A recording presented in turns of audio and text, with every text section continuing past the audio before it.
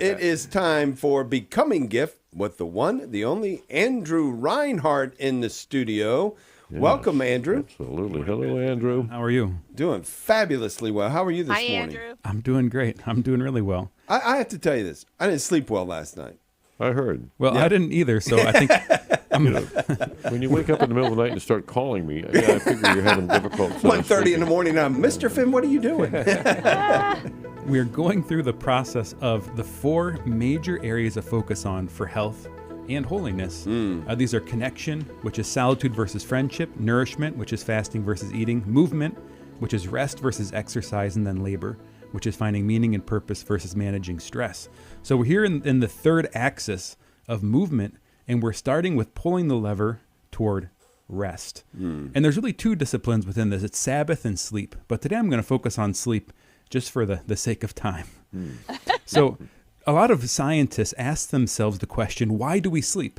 And honestly, nobody has a complete answer to the question. We understand what happens when we sleep, but we have to admit that sleep doesn't make a ton of sense for survival, right? If you're trying not to get ate or you're trying to eat, being unconscious for 6, 7, 8, 9, 10 hours doesn't make a whole lot of sense, does it? So you would think if possible, sleep would have been sort of selected out by nature, right? Just laying there unconscious for half the day isn't particularly helpful for anything. But when answering this question, we have to admit that we might be actually asking the wrong question. The right question might not be why do we sleep, but why are we awake? Oh, wow. Yeah. Right. So when you flip it that way, it actually maybe invites us to consider that maybe the prior state or the default state is sleep. And that consciousness is something that emerges out from it. Or maybe this way to think of it, that the cost of consciousness is sleep, right? That consciousness is something very expensive, and we as an organism need to return to that prior state to recover. Sleep's all over the scriptures. You know, once you start looking for it, it's all over the place. From Adam, of course, being put to sleep, for Eve to be pulled from his side. We have Joseph, both in the Old and the New Testament, you know, in his dreams, receiving prophecy of God's will. And then also, you know, there's that famous apostle who falls asleep and falls out of a window and he acts the apostles in. Right. So sleep is all over the place. Scientists talk about a lot of problems about being underslept. There's an increased risk of cancer, cardiovascular disease, dementia from not sleeping a lot. It affects our hormones.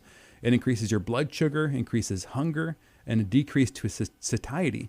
When you don't sleep enough, your brain actually increases activity in the hedonic center and decreases activity in the decision-making center.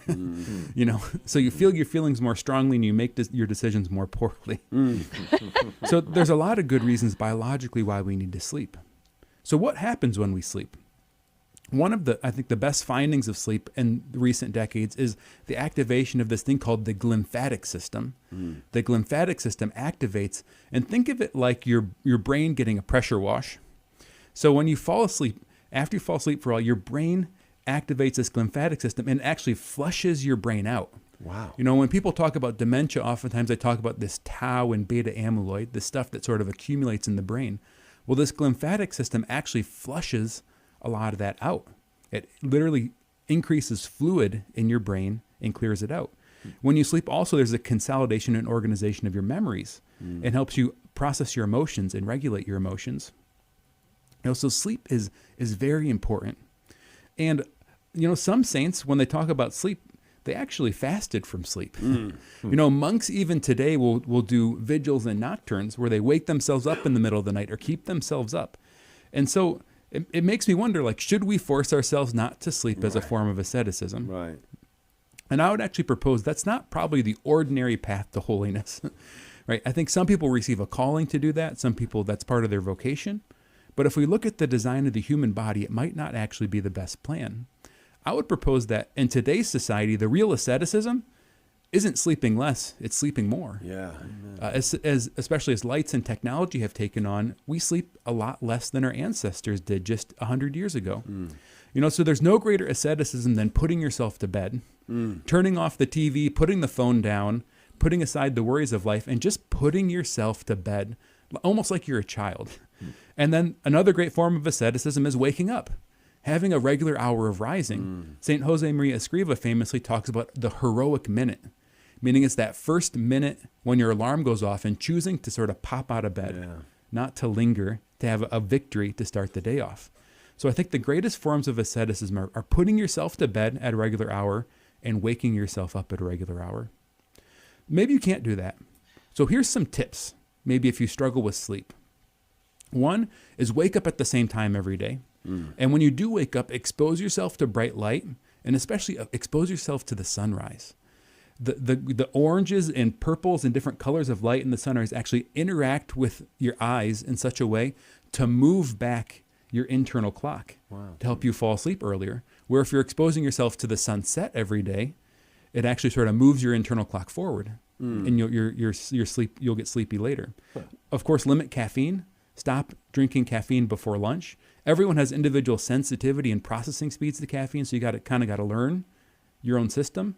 The other thing is exercise, but do it before dinner.